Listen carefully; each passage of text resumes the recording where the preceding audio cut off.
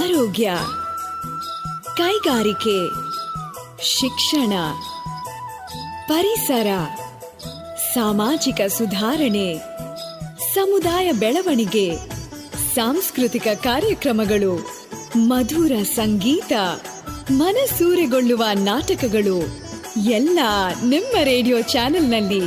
Radio active 90.4 megahertz. ಕೇಳಿ radio active, ಆಗಿ active. ಬಿತ್ತುವ ಅನುಭವ ದೇವಿಗೆ ಅನುಭವ, ನಿಮ್ಮಿ ಅನುಭವ ಬದುಕಿನ ಅನುಭವ.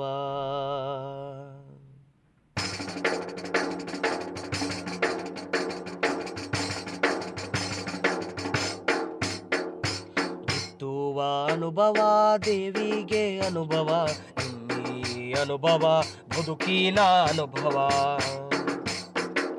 ಬಿತ್ತುವ ಅನುಭವ ದೇವಿಗೆ ಅನುಭವ, ನಿಮ್ಮಿ ಅನುಭವ ಬದುಕಿನ ಅನುಭವ. ವಯೋಸಹಜ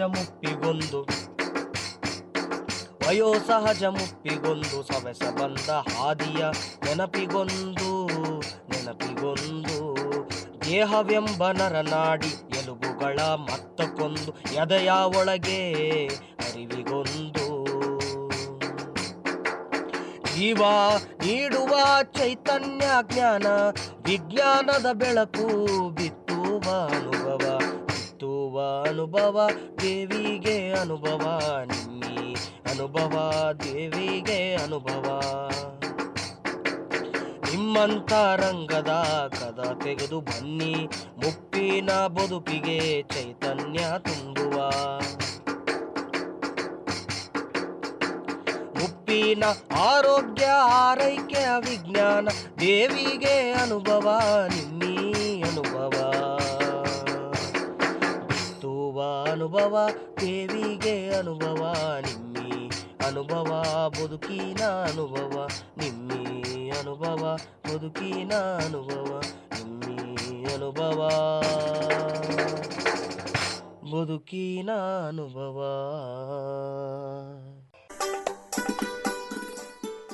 ನಮಸ್ಕಾರ ಕೇಳುಗರೆ, ನೀವು ಕೇಳ್ತಾ ಇದ್ದೀರಿ 90.4 ಕಂಪನಾಂಕಗಳ ಸಿಆರ್ ರೇಡಿಯೋ ಆಕ್ಟಿವ್. ಇದು ಬೆಂಗಳೂರಿನ ಮೊಟ್ಟಮೊದಲ ಸಮುದಾಯ ಬಾನುಲಿ ಕೇಂದ್ರ. An initiative of the department of media studies, Jain deem to be university. ನಾನು ನಿಮ್ಮ ರೇಡಿಯೋ ಗೆಳತಿ ಪದ್ಮಪ್ರಿಯ. ಇವತ್ತಿನ ಅನುಭವ ಕಾರ್ಯಕ್ರಮಕ್ಕೆ ತಮ್ಮೆಲ್ಲರಿಗೂ ಆತ್ಮೀಯ ಆಧಾರದ ಸ್ವಾಗತ. ಕೆಳಗರೆ ಅನುಭವ ಕಾರ್ಯಕ್ರಮದ ಪ್ರಾಯೋಜಕರು ವಿಜ್ಞಾನ ಪ್ರಸಾರ ಮತ್ತು ಅಳಗಪ್ಪ ವಿಶ್ವವಿದ್ಯಾನಿಲಯ ಹಾಗೂ project is conceived by doctor Sridhar, mentored by Sai Sudha. ಕೆಳಗರೆ ಹಾಗಾದರೆ ಇವತ್ತಿನ ಅನುಭವ ಕಾರ್ಯಕ್ರಮದಲ್ಲಿ ಯಾವ ವಿಷಯದ ಬಗ್ಗೆ ಮಾತನಾಡ್ತಿದ್ದೀರಿ ಅಂತ ತಾವೆಲ್ಲ ಕುತೂಹಲದಿಂದ ಕಾಯ್ತಾ ಇದ್ದೀರಿ ಅಂತ ನನಗೆ ಗೊತ್ತು. ಕೆಳಗರೆ ನಮ್ಮ ಜೊತೆ ಇವತ್ತಿದ್ದಾರೆ ಡಾಕ್ಟರ್ ಆನಂದ್ ಪಿ ಅಂಬಲಿಯವರು. ಖಂಡಿತ ಇವತ್ತು ಒಂದು ವಿಶೇಷ ಕಾರ್ಯಕ್ರಮ ಅಂತಲೇ ಹೇಳ್ಬೋದು. ನಮ್ಮ ಹಿರಿಯರ ಆರೋಗ್ಯದ ಬಗ್ಗೆ ನಾವು ಮಾತನಾಡ್ತಾ ಇದ್ದೀವಿ. ಅಂದರೆ ಜೀರಿಯಾಟ್ರಿಕ್ ಕೇರ್, ನಮ್ಮ ಹಿರಿಯರಿಗೆ ಸಂಬಂಧಪಟ್ಟ ಹಾಗೆ ಹಿರಿಯರಲ್ಲಿ ಸಾಮಾನ್ಯವಾಗಿ ಕಂಡುಬರುವಂತಹ ಕಾಯಿಲೆಗಳ ಬಗ್ಗೆ ನಾವು ಇವತ್ತು ಮಾತನಾಡ್ತಾ ಇದ್ದೀವಿ. ಬನ್ನಿ ಹಾಗಾದರೆ ಈ ಜೀರಿಯಾಟ್ರಿಕ್ ಕೇರ್ ಬಗ್ಗೆ ನಮ್ಮ ಹಿರಿಯರಿಗೆ ಸಾಕಷ್ಟು ಪ್ರಶ್ನೆಗಳಿದೆ ಅಂತಲೇ ಹೇಳಬಹುದು. ನಮ್ಮ ಜೊತೆ ಡಾಕ್ಟರ್ ಆನಂದ್ ಅವರಿದ್ದಾರೆ.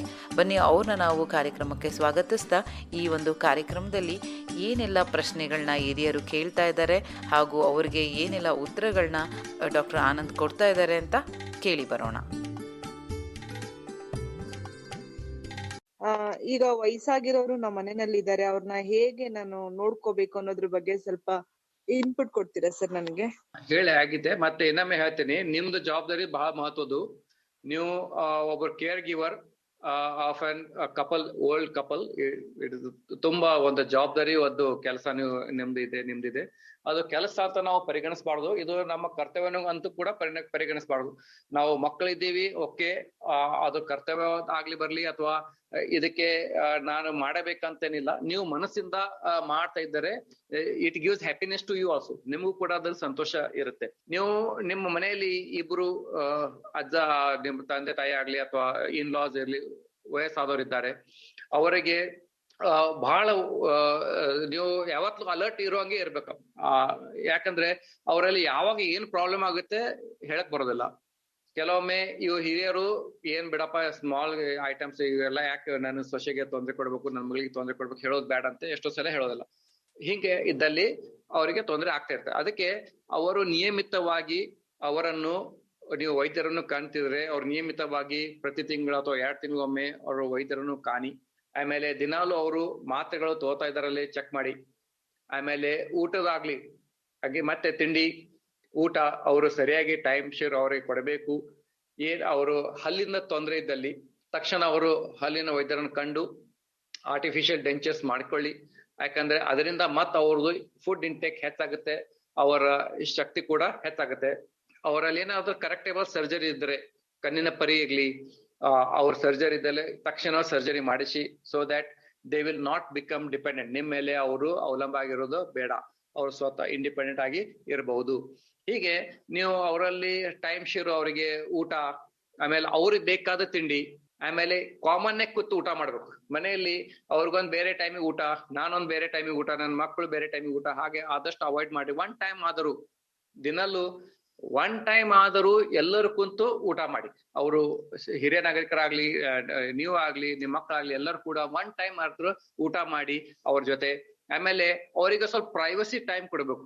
ಅವ್ರು ಇಬ್ರು ಒಂದು ರೂಮ್ ಅಲ್ಲಿ ಇದ್ರೆ ಅವ್ರಿಗೊಂದ್ ಸ್ವಲ್ಪ ಪ್ರೈವಸಿ ಟೈಮ್ ಅಂತ ಕೊಡ್ಬೇಕು. ಅಂದ್ರೆ ಮಧ್ಯಾಹ್ನ 1 ರಿಂದ 3 ನಾವ್ ಯಾರು ಡಿಸ್ಟರ್ಬ್ ಮಾಡಬಾರ್ದು. ಅವ್ರ ಮನೆಯಲ್ಲಿ ಅವ್ರ ರೂಮ್ ಅಲ್ಲೇ ಒಂದು ಟಿವಿ ಕೊಡಿ, ಬೇಕಾದ್ರೆ ಅವ್ರಿಗೆ ಏನಾದ್ರು ನೋಡ್ತಾ ಇರ್ಲಿ. ಆಮೇಲೆ ಅವರು ಹವ್ಯಾಸ ಇದ್ದಲ್ಲಿ ಯಾವ್ದಾರ ಓದು ಹವ್ಯಾಸ ಇರುತ್ತೆ, ಅವ್ರಿಗೆ ನೀವೆಲ್ಲ ಹೋದಲ್ಲಿ ಒಂದು ಒಳ್ಳೆ ಬುಕ್ ಕಾಣಿಸೋ ಬುಕ್ ತಂದು ಕೊಟ್ಬಿಡ್ರಿ ಅವ್ರಿಗೆ. ಅಂದ್ರೆ 1 month, next 1 month will be happy reading that book.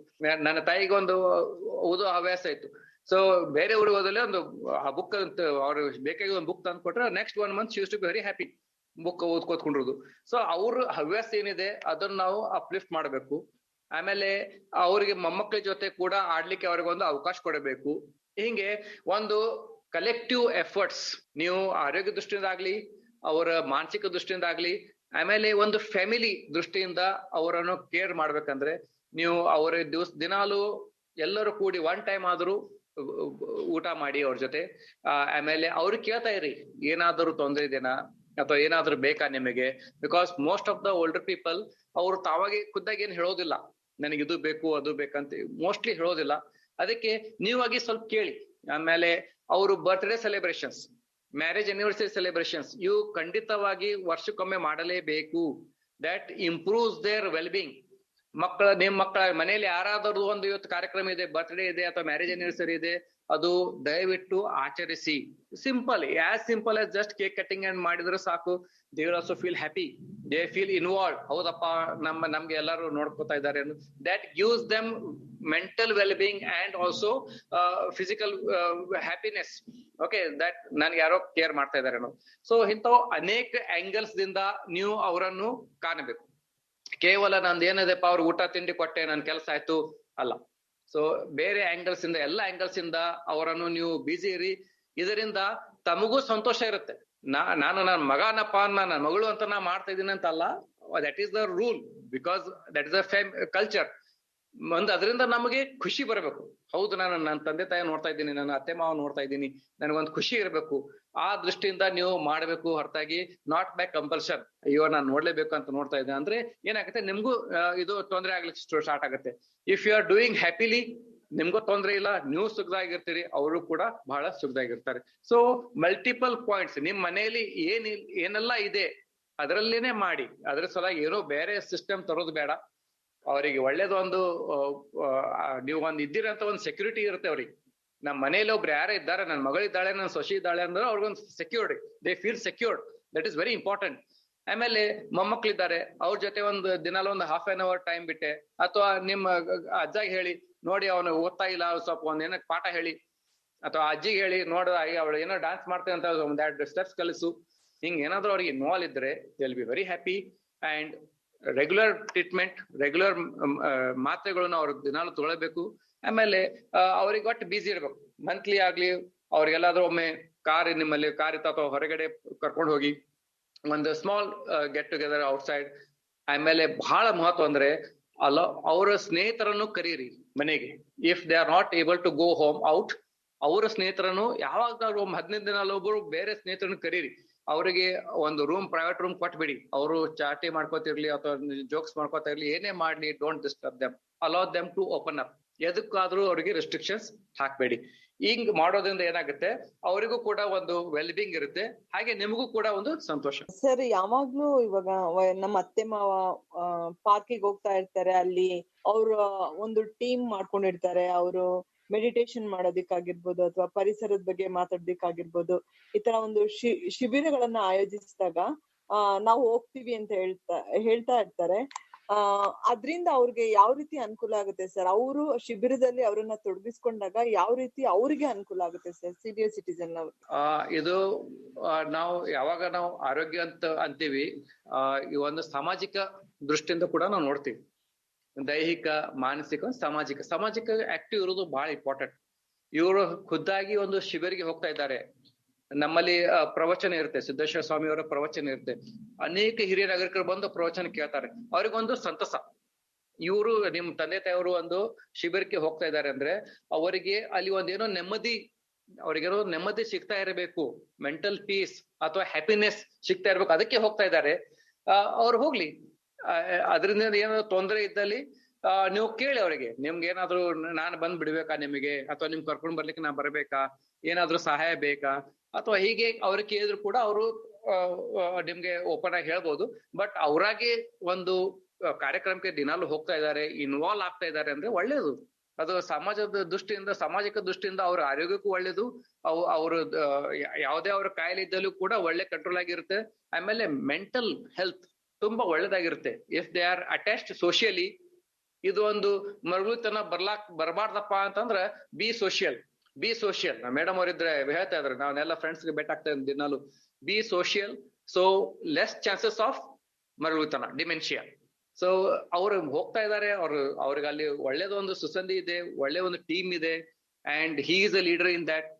ತುಂಬಾ ಒಳ್ಳೇದು. ಅವ್ರು ಮಾಡ್ತಾ ಇರ್ಲಿ, ಅವರು ಒಳ್ಳೇದು, ಅವ್ರ ಆರೋಗ್ಯಕ್ಕೆ ಒಳ್ಳೇದು. ಪ್ಯಾಲಿಯೇಟಿವ್ ಕೇರ್ ಅಂತ. ಪ್ಯಾಲಿಯೇಟಿವ್ ಕೇರ್ ಅಂದ್ರೆ ಇವು ಯಾವಾಗ್ಲ ಟರ್ಮಿನಲ್ ಡಿಸೀಸ್ ಅಂತೀವಿ.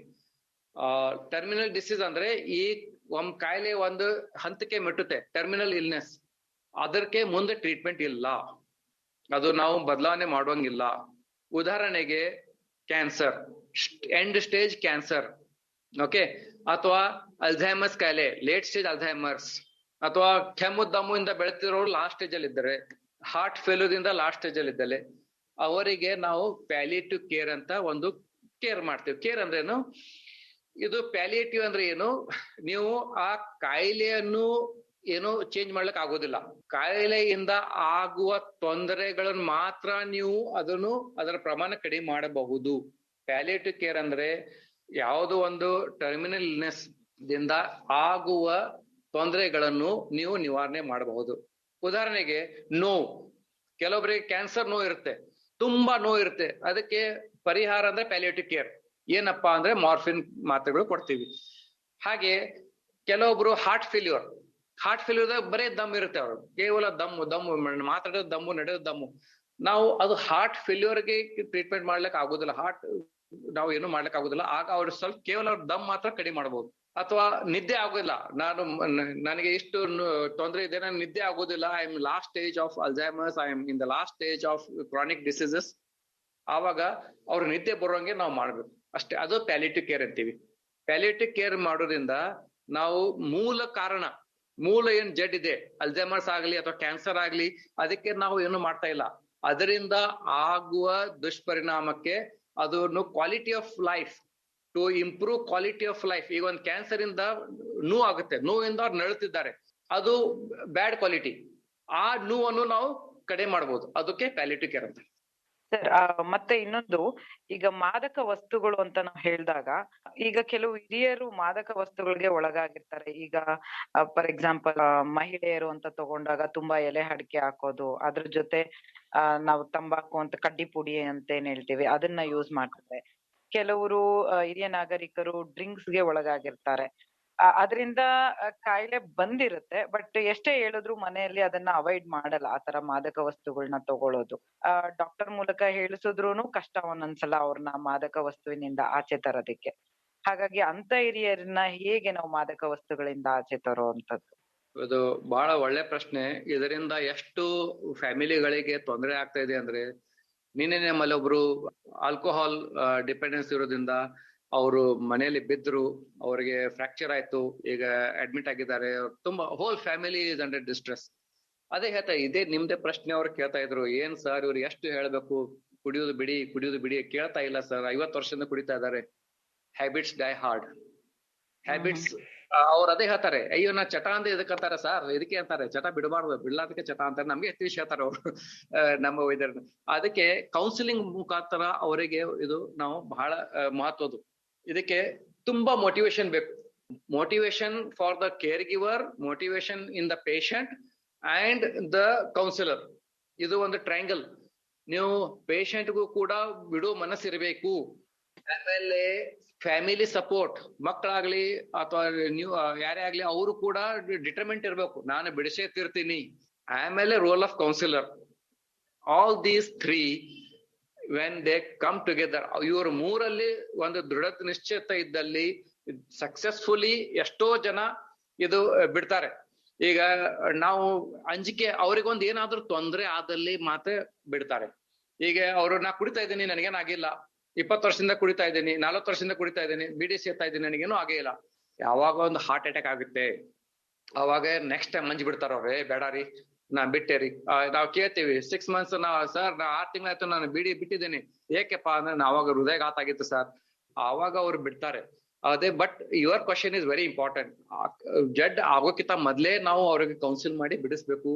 ಆದರೆ ಇದು ಬಹಳ ಕಠಿಣ ಕಾರ್ಯ. ಈಗ ಟೊಬ್ಯಾಕೋ ಸಿಜೇಷನ್, ಚಿವಿಂಗ್ ಗಮ್ಸ್ ಅಂತ ಬಂದಾವೆ. ಯಾರು ತಂಬಾಕು ಸೇವನೆ ಮಾಡ್ತಾರೆ ಅವರಿಗೆ ಅದು ಚಿವಿಂಗ್ ಗಮ್ ಸಿಗುತ್ತೆ. ಈಗ ಆ ಚಿವಿಂಗ್ ಗಮ್ ಕೊಡ್ಬೋದು. ಅವರು ಟೊಬ್ಯಾಕೋ ಟೇಸ್ಟ್ ಇರುತ್ತೆ, ಬಟ್ ಟೊಬ್ಯಾಕೋ ಇರೋದಿಲ್ಲ ಅದರಲ್ಲಿ. So they also feel that they are eating tobacco, but that kick and the contents of tobacco are not there. So chewing tobacco, chewing gums, ಅವ್ರಿಗೆ tobacco ತಿಂದಂಗೆ ಆಗುತ್ತೆ, ಕರೆ tobacco ಇರೋದಿಲ್ಲ. ಹಂಗೆ counselling ಸೆಂಟರ್ದಲ್ಲಿ ಹೋದ್ರೆ ಅನೇಕ ಕೌನ್ಸಿಲಿಂಗ್ ಸೆಂಟರ್ ಸರ್ಕಾರಿ ಆಸ್ಪತ್ರೆಯಲ್ಲಿ, ಪ್ರೈವೇಟ್ ಆಸ್ಪತ್ರೆಗಳು ಇದ್ದಾವೆ. ಅಲ್ಲಿ ಕೂಡ ಅವ್ರಿಗೆ ಕೌನ್ಸಿಲಿಂಗ್ ಮಾಡ್ದಲ್ಲಿ ಅವರು ಕೆಲವೊಂದು ವಿಷಯಗಳನ್ನು ತಿಳಿಸಿ ಹೇಳಿ, ಇವು ಮಾತ್ರೆಗಳು ಇದ್ದಾವೆ, ಆಮೇಲೆ alternatives for tobacco there is chewing gum, ಹಾಗೆ ಅಲ್ಟರ್ನೇಟಿವ್ಸ್ ಇದ್ದಾವೆ. ಇಂಥ ಮಾಡ್ದಲ್ಲಿ ಅವರು ಬಿಡೋ ಚಾನ್ಸಸ್ ಹೆಚ್ಚಿದೆ. ಎರಡನೇದು, ಅವ್ರು ಯಾಕೆ ಮಾಡ್ತಾ ಇದ್ದಾರೆ. ನಾವು ಎಷ್ಟೋ ಜನ ನಾವು ಹಿರಿಯರಲ್ಲಿ ಆಲ್ಕೋಹಾಲ್ ಸೇವನೆ ಮಾಡ್ತಾ ಇರ್ತಾರೆ, ಏಕೆ ಮಾಡ್ತೀರಾ ಅಂತ ಕೇಳಿದ್ರೆ ಕಣ್ಣ ನೀರು ತೆಗಿತಾರ ಅವ್ರು. ಸರ್ ನಮ್ಮ ಮನೇಲಿ ತುಂಬಾ ತೊಂದ್ರೆ ಇದೆ, ನಮ್ ಮಕ್ಳು ನೋಡೋದಿಲ್ಲ, ನಮ್ದು ಇದು ಪ್ರಾಬ್ಲಮ್ ಇದೆ, ನಂದು ಕೋರ್ಟ್ ಅಲ್ಲಿ ಕೇಸ್ ಇದೆ, ಇಂಥವು ಅನೇಕ ಕಾರಣಗಳು ಹೇಳ್ತಾ ಇರ್ತಾರೆ. ಅವು ಎಲ್ಲ ನೆಮ್ಮದಿ ಸಲುವಾಗಿ ನಾನು ಕುಡಿಬೇಕು ಓಪನ್ಲಿ ಹೇಳ್ತಾರೆ ಅವರು. ಅಂತ ಇದ್ದಾಗ ನಾನು ಕುಡಿಬೇಡ ಅಂತ ಕೇಳಿದ್ರೆ ಅವ್ರು ಕೇಳ್ತಾರ? ಇಲ್ಲ.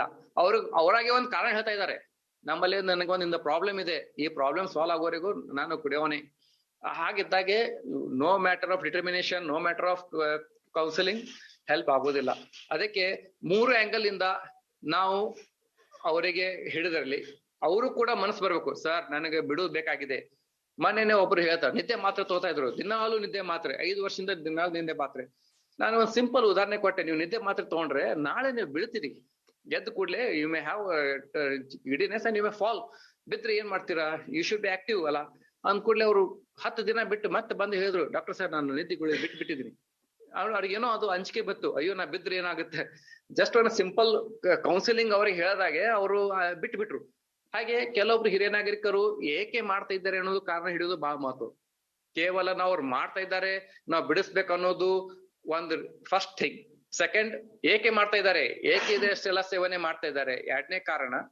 3ನೇದು 3 ಕಡೆಯಿಂದ determination, counsellor, family caregiver and the person himself. 3 determination ಇದ್ದಲ್ಲಿ ಇದು ಸಕ್ಸಸ್ಫುಲ್ ಆಗೋ ಚಾನ್ಸಸ್ ಇರುತ್ತೆ. But it requires lot of commitment. Yes sir, thank you sir. Sleeping tablets. A lot of senior citizens, as they age, going to bed is a big problem. They accumulate a lot of baggage, regrets, disappointments, and they don't have an outlet to speak about it or process what it is or let go. I remember you talking about spirituality amongst senior citizens in one of your earlier interviews. But it's very, because maybe they operate out of the right and the wrong space, and they feel they have been wronged in their lives. So it's very hard for them to get over it. And uh, in in spite of this, is there a way for them to get that quality sleep so that they have the power to even face the next day, everyday life? Very important question. You'll see a lot of cases, as you mentioned. There are two things. One, ನಿದ್ದೆ ಹಿರಿಯ ನಾಗರಿಕರಲ್ಲಿ ನಿದ್ದೆ ಬರೋ ಸಮಸ್ಯೆ ಎರಡು ರೀತಿಯಿಂದ. ಒಂದು, ಇವರು ನಿದ್ದೆ ಬರೋಲಿಕ್ಕೆ ತಡ. ನಾನು ರಾತ್ರಿ 1 ಗಂಟೆಗೆ ಮಲಗ್ತೀನಿ ಸರ್, ನಿದ್ದೆ ಬರೋದಿಲ್ಲ, 1 ಗಂಟೆ ಮಲಗ್ತೀನಿ. ಇನ್ನೊಂದು ಸೆಕೆಂಡ್ ಉದಾಹರಣೆ ಅಂದ್ರೆ, ನಾನು ಮಲಗ್ತೀನಿ ಸರ್, ಬಟ್ ಒಮ್ಮೆ 2 ಗಂಟೆ ಅಥವಾ 3 ಗಂಟೆಗೆ ಎಚ್ಚರ ಆದ್ರೆ ಮುಂದೆ ನಿದ್ದೆ ಬರೋದಿಲ್ಲ. ಇವು ಎರಡು ತರದ ನಿದ್ದೆ ಸಮಸ್ಯೆ. ಇದು ಯಾಕೆ ಬರ್ತಾ ಇದೆ ಅನ್ನೋದು ಬಹಳ ಇಂಪಾರ್ಟೆಂಟ್. ಎಷ್ಟು ಗಂಟೆ ಮಲಗಿದ್ದಾರೆ ಅನ್ನೋದು ಇಂಪಾರ್ಟೆಂಟ್. ಅವರು ಎಷ್ಟು ಗಂಟೆಗೆ ಮಲಗಿದ್ದಾರೆ ಇಲ್ಲ. ಕೆಲವೊಬ್ರು 10 ಗಂಟೆಗೆ ಮಲಗ್ತಾರೆ, ಬೆಳಗ್ಗೆ 3 ಗಂಟೆಗೆ ಎದ್ದು ಬಿಡ್ತಾರೆ. 5 ಗಂಟೆ ತುಂಬಾ ಗಾಢ ನಿದ್ದೆ ಮಾಡ್ತಾರೆ. ಸೊ ದಟ್ ಈಸ್, ಅದು ಸಾಕು ಅವರಿಗೆ. ಅವ್ರು 10 ಗಂಟೆಗೆ ಮಲಗಿದ್ದಾರೆ ರಾತ್ರಿ. ಕೆಲವೊಬ್ರು 1 ಗಂಟೆವರೆಗೂ ನಿದ್ದೆನೂ ಬರೋದಿಲ್ಲ. ಅವಾಗ ಯಾಕೆ ಮಾಡೋದಿಲ್ಲ ಅಂದ್ರೆ, ಅವರಿಗೆ ಒಂದು ಹವ್ಯಾಸ, ಟಿವಿ ನೋಡೋ ಹವ್ಯಾಸ, ಮೊಮ್ಮಕ್ಕಳ ಜೊತೆ ಏನಾದ್ರು ಆಟ ಆಡೋದು, ಟಿವಿ ನೋಡೋದು, ಲೇಟ್ ನೈಟ್ ಇವೆಲ್ಲ ಏನ್ ಮಾಡ್ತಾರೆ, ಅದರಿಂದ ನಿದ್ದೆ ಲೇಟ್ ಆಗಿ ಬರುತ್ತೆ. ಆಮೇಲೆ ತಾವು ಹೇಳ್ದಾಗೆ ಅವರಲ್ಲಿ ಒಂದು ವಿಚಾರ, ನಾನೇನೋ ತಪ್ಪು ಮಾಡಿದ್ದೀನಿ, ನನ್ ಕಡೆ ಏನೋ ತಪ್ಪಾಗಿದೆ, ಆಮೇಲೆ ನನ್ನ ಜೀವನ ಹೇಗೆ, ನಾಳೆ ನನಗೇನಾದ್ರೂ ಹೇಗೆ ಅನ್ನೋದು ಒಂದು ಭಯಲ್ಲಿ ಇರ್ತಾರೆ. ಆ ಭಯನೂ ಕೂಡ ನಾವು ತಿಳ್ಕೋಬೇಕು. ಯಾಕೆ ನಿದ್ದೆ ಬರ್ತಾ ಇಲ್ಲ? ನಾವು ಸುಮ್ಮನೆ ಚಾಷ್ಟಿಯಲ್ಲಿ ಹೇಳ್ತಾ ಇರ್ತೀವಿ ಪೇಷಂಟ್ ಬಂದ್ ಕೂಡ, ಅಯ್ಯೋ ಎಷ್ಟು ಚಿಂತೆ ಮಾಡ್ಲಿಕ್ಕತ್ತೀರಿ, ಅವೆಲ್ಲ ಚಿಂತೆ ಏನ್ ಮಾಡೋರು, ನೀವೆಲ್ಲ ಗೂಡಿ ಕಟ್ಟಿಟ್ಟವ್ರ ತಲೆ ಮೇಲೆ, ನಿದ್ದೆ ಬರ್ತಾ ಇಲ್ಲ ಅಂದ್ರೆ ಏನೋ ಚಿಂತೆ ಇರ್ಬೇಕು. ಸರ್ ಏನೂ ಚಿಂತೆ ಇಲ್ಲ ಸರ್, ನಾ ಒಳ್ಳೇದಿದ್ದೀನಿ, ಬಟ್ ಯಾಕೆ ನಿದ್ದೆ ಬರ್ತಾ ಇಲ್ಲ? There is some issue. ಆ ಇಶ್ಯೂ ಅನ್ನು ಎಷ್ಟೋ ಜನ ಅವರು ಬಿಚ್ಚೋದಿಲ್ಲ. ಅವರು ಇದು ತಿಳ್ಕೊತಾರೆ, ಏನೋ ಒಂದು ನಾ ಹೇಳ್ಬಾರ್ದು, ಯಾರನ್ನು ನನ್ನ ಮನಸ್ಸಲ್ಲಿ ಇದ್ದಿದ್ದು ಯಾರಿಗೂ ಹೇಳ್ಬಾರ್ದು ಅನ್ನೋದು.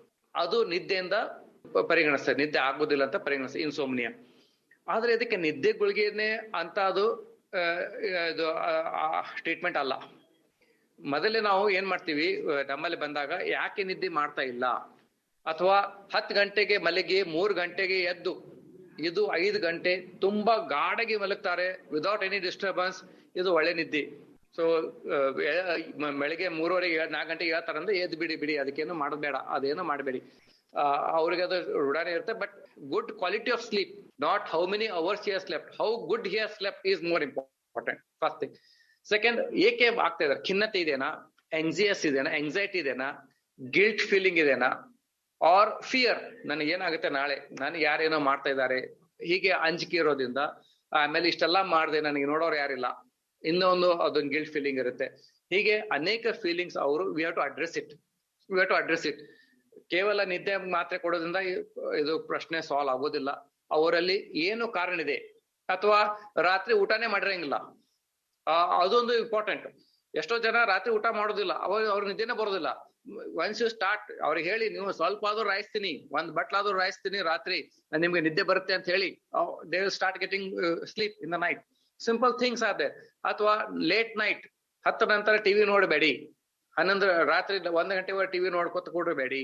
ರಾತ್ರಿ ಹೊತ್ತಲ್ಲಿ ಕಾಫಿ ಚಹಾ ಸೇವನೆ ಮಾಡಬೇಡಿ. ಇದರಿಂದ ಕೂಡ ನಿದ್ದೆ ಡಿಲೇ ಆಗುತ್ತೆ. 11 ಗಂಟೆ ಬರೋ ನಿದ್ದು 12 ಗಂಟೆಗೆ ಬರುತ್ತೆ. ಇಂಥವೆಲ್ಲ ಅವರು ಕಾರಣ ಮಾಡಬೇಕು. ಮೂರನೇದು ಇಂಪಾರ್ಟೆಂಟ್ ಥಿಂಗ್ ಅಂದ್ರೆ, ಅವರು ಖಿನ್ನತೆಯಿಂದ ಬೆಳೆತದಲ್ಲಿ ಇದು ನಿದ್ದೆಯ ಸಮಸ್ಯೆ ಬಹಳ ಕಾಮನ್. ಸೊ ನಿದ್ದೆ ಕಡಿಮೆ ಆಗ್ತಾ ಇದೆ, ಅಥವಾ ನಾನು ರಾತ್ರಿಯಿಂದ ನನಗೆ ಎಚ್ಚರ ಆಗಿದ್ಕೊಳ್ಳಿ ನಿದ್ದೆನೇ ಬರೋದಿಲ್ಲ, ಚಿಂತೆ, anxiety. So these things have to be addressed. ಇವೆಲ್ಲ ಇಂಡಿವಿಜುವಲ್ ಆಗಿ ಟ್ರೀಟ್ ಮಾಡ್ಬೇಕು. ಇವು ಜಸ್ಟ್ ಸಾಮಾನ್ಯವಾಗಿ ಯಾರಿಗೆ ನಿದ್ದೆ ಬರೋದಿಲ್ಲ ಅವ್ರು ನಿದ್ದೆಗೆ ಮಾತ್ರ ತಗೋರಿ ಅನ್ನೋಕ್ಕೂ ಆಗೋದಿಲ್ಲ. ಅವರಲ್ಲಿ ಏನ್ ತೊಂದರೆ ಇದೆ, ನಿದ್ದೆ ಮಾಡ್ಲಕ್ಕೆ ಏಕ್ ಕಾರಣ, ಅವ್ರಿಗೆ ಕೆಲವೊಬ್ಬರಿಗೆ ಪೇನ್ ಇರುತ್ತೆ, ಸರ್ವೈಕಲ್ ಪೇನು ಅಥವಾ ಬ್ಯಾಕ್ ಏಕು ಇರುತ್ತೆ, ಮಲಗಿದ ಕೂಡ್ಲೇನೆ ಪೇನ್ ಶುರು ಆಗುತ್ತೆ, ಅದಕ್ಕೆ ನಿದ್ದೆ ಬರೋದಿಲ್ಲ ಸರ್ ಅಂತ ಹೇಳ್ತಾರೆ. ಹಾಗೆ ಸೊ ನಾವು ಆ ಕಾರಣ ಹುಡುಕಾಡ್ಬೇಕು. ಅದನ್ನು ಟ್ರೀಟ್ ಮಾಡೋದಲ್ಲಿ ಎಷ್ಟೋ ಜನ ನಾವು ನೋಡ್ತೀವಿ, 70-80% ಅವರಿಗೆ ವಿದೌಟ್ ಸ್ಲೀಪಿಂಗ್ ಟ್ಯಾಬ್ಲೆಟ್ಸ್, ಮಾತ್ರ ಇರ್ಲಾರ್ದೆ ನಿದ್ದೆ ಬರ್ಲಿಕ್ಕೆ ಶುರು ಆಗುತ್ತೆ. Counselling is also important. ನೀವು ಕಾರಣ ಹುಡುಕಾಡಿ, ಆಮೇಲೆ ಆ ಪ್ರಕಾರ ನಿದ್ದೆ ಈಗ ಹಿರಿಯ ನಾಗರಿಕರಲ್ಲಿ ಅವರು ಬಹಳ, ನಾ ಹೇಳ್ದಲ್ಲ, ಬಹಳ ಅನುಭವಿ ಅಂತ. ಈಗ ನಾವ್ ಏನಾರ ಮಾತ್ರೆ ಬರ್ದು ಕೊಟ್ರೆ, ಸರ್ ಇದು ನಿದ್ದೆ ಮಾತ್ರೆನಾ, ನಾನು ತಗೊಂಡು ಅಡಿಕ್ಟ್ ಆಗ್ತೀನಾ? ಅಯ್ಯೋ ಅಲ್ಲ ರೀ, ನಿಮ್ಗೆ ನಿದ್ದೆ ಬೇಕಲ್ಲ, ನಿಮ್ಗೆ ನಿದ್ದೆ ಬೇಕಂದ್ರೆ ಮಾತ್ರೆ ತಗೊಳ್ಳಿ. ನಾನು ವೈದ್ಯನಾಗಿ ನಿಮ್ಗೆ ಸೇಫ್ಟಿ ಏನಿದೆ ಕೊಡ್ತಾ ಇದ್ದೀನಿ. ನಿಮ್ಗೆ ನಿದ್ದೆ ಬ್ಯಾಡ್ ಅಂದ್ರೆ ನೀವು ಹಿಂಗೆ ಬೆಳಿತೀರಾ ಇರುವವರೆಗೂ. You are another 30 years, you are 70 now, another 30 years you are going to live. ಇರುವವರೆಗೂ ಒಳ್ಳೇದಾಗಿರಿ. ಇದು ಲೈಫ್ ಲಾಂಗ್ ಟ್ಯಾಬ್ಲೆಟ್ ಅಲ್ಲ, this is for the short time. ನಿಮಗೆ ಒಮ್ಮೆ ಅಂದ್ರೆ ನಿದ್ದೆ ರೂಢ ಬಿದ್ರೆ ನಾವು ಈ ಮಾತ್ರೆಗಳು ಬಿಡ್ತೀವಿ. ಹೀಗೆ ನಾವು ಕೌನ್ಸಿಲಿಂಗ್ ಮಾಡಿ ಕನ್ವಿನ್ಸ್ ಮಾಡಿದಾಗ ಅವರು ಮಾತ್ರೆಗಳನ್ನು ಸೇವಿಸುತ್ತಾರೆ. ಆಮೇಲೆ ಎಷ್ಟೋ ಜನ 2-3 ತಿಂಗಳಾಗ್ಲಿ 6 ತಿಂಗಳಾಗ್ಲಿ ಅವರು ಮಾತ್ರೆಗಳನ್ನು ಬಿಡ್ತಾರೆ. ಆಮೇಲೆ ರೆಗ್ಯುಲರ್ ನಿದ್ದೆಗೆ ವಾಪಸ್ ಬಂದ್ಬಿಡ್ತಾರೆ. ಇದು ಒಂದು ಒಳ್ಳೆ ಸುಸಂಧಿ, ಇದು ಒಂದು ಒಳ್ಳೆ ಐಡಿಯಾ, ಇನೋವೇಟಿವ್ ಐಡಿಯಾ ಅನ್ಬೋದು. ನೀವು ಲೈವ್ ಅಂದ್ರೆ ಯಾರಿಗೂ ತೊಂದರೆ ಇದೆ ಅವ್ರ ಕಡೆಯಿಂದ ಪ್ರಶ್ನೆ ಕೇಳಕ್ ಹಚ್ಚಿದಿರಿ. ಇನ್ನೊಂದು ಪ್ರಾಬ್ಲಮ್ ಏನಾಗುತ್ತೆ ಅಂದ್ರೆ ಹಿರಿಯ ನಾಗರಿಕರಲ್ಲಿ, ನಾವು as a geriatrician, unless we don't see, ನಾವು ಅವರನ್ನು ಖುದ್ದಾಗಿ ಎಕ್ಸಾಮಿನ್ ಮಾಡಿದಾಗ, ಆಮೇಲೆ ಅವ್ರ ಜೊತೆ ನಾವು ಕ್ವಶನ್ ಆನ್ಸರ್ ಅಥವಾ ಕೌನ್ಸಿಲಿಂಗ್ ಮಾಡಿದಾಗ ಅವಾಗ ಈ ತೊಂದರೆ ಗೊತ್ತಾಗುತ್ತೆ. ಹಿರಿಯ ನಾಗರಿಕರಲ್ಲಿ ಯಾವತ್ತೂ 1-to-1 consultation yields best results. ನೀವು ಕೆಲವೊಬ್ರು ಬರ್ತಾರೆ, ಮನೇಲಿ ಅಜ್ಜಿ ಇದ್ದಾರೆ, ಅವ್ರಿಗೆ ಹಿಂಗ್ ತೊಂದರೆ ಇದೆ, ಟ್ರೀಟ್ಮೆಂಟ್ ಕೊಡಿ ಅಂತ ನಾವು ಕೊಡೋದಿಲ್ಲ. ಯಾಕಂದ್ರೆ ನಾವು ಖುದ್ದಾಗಿ ಅವ್ರ ನೋಡುವಾಗ, ಆಮೇಲೆ ಅಜ್ಜಿಯಿಂದ ನಾವು ಪ್ರಾಬ್ಲಮ್ ಕೇಳಿದಾಗ ಮಾತ್ರನೇ ಅದು ಸಕ್ಸಸ್ಫುಲ್ ಕನ್ಸಲ್ಟೇಷನ್ ಆಗುತ್ತೆ. ಹೊರತಾಗಿ ನೀವು ಕೇಳ್ಕೊಂಡ್ ಬಂದ್ ನನಗೆ ಹೇಳೋದು, ಆಮೇಲೆ ಕೇವಲ ಒಂದು ಬ್ಲಡ್ ಟೆಸ್ಟ್ ರಿಪೋರ್ಟ್ ತಂದು ತೋರಿಸಿ ನೀವು ಟ್ರೀಟ್ಮೆಂಟ್ ಹಾಕಿ ಅಂದ್ರೆ ಇದು ಸಕ್ಸಸ್ಫುಲ್ ಆಗೋದಿಲ್ಲ. ಅದಕ್ಕೆ ಯಾವತ್ತೂ ಎಲ್ಲರಲ್ಲಿ ನಾನು ವಿನಂತಿಸುತ್ತೇನೆಂದ್ರೆ, ನಿಮಗೆ ತೊಂದರೆ ಇದ್ದಲ್ಲಿ, ನಿಮ್ಮ ತಂದೆ ತಾಯಿಯಲ್ಲಿ ಹಿರಿಯ ನಾಗರಿಕರ ತೊಂದರೆ ಇದ್ದಲ್ಲಿ ದಯವಿಟ್ಟು ಅವರು ವೈದ್ಯರನ್ನಲ್ಲಿ ಒಯ್ಯಿರಿ. ಅಂದ್ರೆ ಅವರಿಗೆ ಒಂದು 1-to-1 ಕನ್ಸಲ್ಟೇಷನ್ ಆದಾಗ ಹಿರಿಯರಿಗೂ ಕೂಡ ಒಳ್ಳೇದನ್ನಿಸುತ್ತೆ. ನನ್ನ ಡಾಕ್ಟರ್ ನೋಡಿದ್ದಾರೆ, ನನ್ನ ಡಾಕ್ಟರ್ ಮುಟ್ಟಿದ್ದಾರೆ, ನನ್ನ ಜೊತೆ ಮಾತಾಡಿದ್ದಾರೆ ಅನ್ನೋದು ಒಂದು ಅವ್ರಿಗೆ ಸಂತೋಷ. ಆಮೇಲೆ ಡಾಕ್ಟರ್ ಕೂಡ ನಾನು ಇದೆಲ್ಲ ನೋಡಿದ್ದೀನಿ, ಇವರಿಗೆ ಇದು ತೊಂದರೆ ಇದೆ, ಇದೆಲ್ಲ ಡೌಟ್ಸ್ ನನ್ ಕ್ಲಿಯರ್ ಆಯ್ತು, ಹೀಗ ಆದಲ್ಲಿ ಒಂದು ಒಳ್ಳೆ ಟ್ರೀಟ್ಮೆಂಟ್ ಆಗುತ್ತೆ. ಸೊ ಇವತ್ತಿನ ಈ ಕಾರ್ಯಕ್ರಮದಲ್ಲಿ ತಾವು ಒಂದು ಸಂವಾದನ ಇಟ್ಟಿದ್ರಿ, ಇದು ಬಹಳ ಒಳ್ಳೇದು. ಈ ಕಾರ್ಯಕ್ರಮ ಮೂಲಕ ನನಗೂ ಒಂದು ಎಕ್ಸ್ಪೀರಿಯನ್ಸ್, ಆಮೇಲೆ ನೀವು ನಮಗೆ ಸೆಲೆಕ್ಟ್ ಮಾಡಿದಕ್ಕೆ ತಮಗೂ ಕೂಡ ಧನ್ಯವಾದಗಳು. ಕೇಳಿದ್ರಲ್ಲ, ಇಲ್ಲಿ ತನಕ ನಮ್ಮ ಜೊತೆ ಡಾಕ್ಟರ್ ಆನಂದ್ ಅವರಿದ್ರು. ಖಂಡಿತ ಅವರು ಸಾಕಷ್ಟು ವಿಷಯಗಳನ್ನ ಕಾರ್ಯಕ್ರಮದ ಮೂಲಕ ತಿಳಿಸ್ಕೊಟ್ರು. ಖಂಡಿತ ಹಿರಿಯರಲ್ಲಿ ವಯಸ್ಸಾದಂತಹ ನಂತರದಲ್ಲಿ ಸಾಕಷ್ಟು ಸಮಸ್ಯೆಗಳು ಕಂಡುಬರುತ್ತೆ, ಅದು ಆರೋಗ್ಯಕ್ಕೆ ಸಂಬಂಧಪಟ್ಟ ಹಾಗೆ. ಅಂತಹ ಸಮಯದಲ್ಲಿ ಅವರನ್ನು ನೋಡ್ಕೊಳ್ಳುವಂಥದ್ದು ಮತ್ತು ಅವ್ರನ್ನ ಕೇರ್ ಮಾಡುವಂಥದ್ದು ತುಂಬಾ ಮುಖ್ಯ. ಆ ವಿಷಯಗಳನ್ನ ಖಂಡಿತ ನಮಗೆ ಸಾಕಷ್ಟು ತಿಳಿಸ್ಕೊಟ್ರು ಕಾರ್ಯಕ್ರಮದ ಮೂಲಕ. ಹಾಗಾಗಿ ಮತ್ತೊಮ್ಮೆ ನಾನು ಡಾಕ್ಟರ್ ಆನಂದ್ ಅವರಿಗೆ ಧನ್ಯವಾದಗಳನ್ನ ಹೇಳ್ತಾ ಇವತ್ತಿನ ಕಾರ್ಯಕ್ರಮನ ಮುಗಿಸ್ತಾ ಇದ್ದೀನಿ. ಕೇಳುಗರೆ, ಕಾರ್ಯಕ್ರಮ ಮುಗಿಸೋದಕ್ಕೂ ಮುಂಚೆ ನಮ್ಮ ಕಾರ್ಯಕ್ರಮದ ಬಗ್ಗೆ ನಿಮ್ಮ ಅನಿಸಿಕೆ ಅಭಿಪ್ರಾಯಗಳಿದ್ದಲ್ಲಿ ತಿಳಿಸಬಹುದು. ನಮ್ಮ ಮೇಲ್ ID radioactive 90.4 msz@gmail.com. ಈ ಒಂದು ಮೇಲ್ ಐಡಿಗೆ ನಿಮ್ಮ ಅನಿಸಿಕೆ ಅಭಿಪ್ರಾಯಗಳನ್ನ ತಿಳಿಸಬಹುದು. ಕೇಳುಗರೆ, ಹಾಗೆ ಈ ಒಂದು ಕಾರ್ಯಕ್ರಮನ ರೇಡಿಯೋದಲ್ಲಿ ಕೇಳಲು ಮಿಸ್ ಆಗಿದ್ದಲ್ಲಿ ನೀವು ನಮ್ಮ ವೆಬ್ಸೈಟ್ ಆದಂಥ ಹೈ ರೇಡಿಯೋ ವೆಬ್ಸೈಟ್ಗೆ ಹೋಗಿ ಈ ಕಾರ್ಯಕ್ರಮನ ಕೇಳಬಹುದು ಅಂತ ಹೇಳ್ತಾ, ನಿರಂತರವಾಗಿ ಕೇಳಿ 90.4 ಕಂಪನಾಂಕಗಳ CR ರೇಡಿಯೋ ಆಕ್ಟಿವ್. ಇದು ಬೆಂಗಳೂರಿನ ಮೊಟ್ಟಮೊದಲ ಸಮುದಾಯ ಬಾನುಲಿ ಕೇಂದ್ರ. ನಾನು ನಿಮ್ಮ ರೇಡಿಯೋ ಗೆಳತಿ ಪದ್ಮಪ್ರಿಯ. ಮುಂದಿನ ಕಾರ್ಯಕ್ರಮದೊಂದಿಗೆ ನಿಮ್ಮ ಜೊತೆ ಇರ್ತೀನಿ ಅಂತ ಹೇಳ್ತಾ ಧನ್ಯವಾದಗಳು. ಸರ್, ನಂದೊಂದು ಪ್ರಶ್ನೆ.